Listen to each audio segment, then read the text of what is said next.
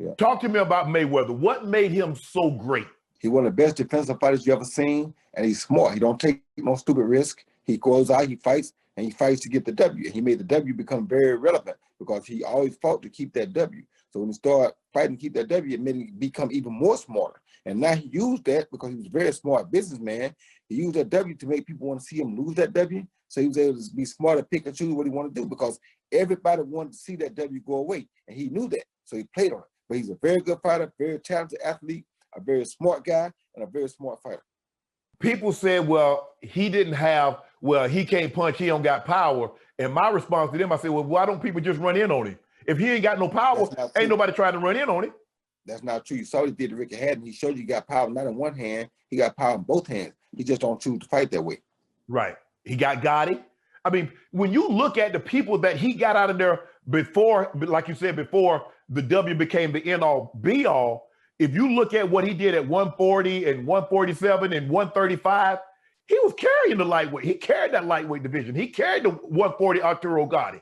The guys he supposed to knock out, he took them out. So he definitely has power in both hands. So for people that say he can't punch, that's not true. Now, he's a defensive fighter, didn't use a lot of punches and didn't throw a lot of punches. Okay, I can understand what you're saying that, but to say he can't punch, you're wrong. He can punch in both hands. Defensive fighters, you like Mayweather or you like Sweet Pea? Because I don't think Sweet Pea gets the credit that he deserves for being a defensive fighter. He's great. He was a great fighter, but his defense was impeccable also. The bad part about it is his defense was better than Floyd's, but Floyd's offensive power is better than Sweet Pea's. So Floyd hits harder, but Sweet Pea has the best defense.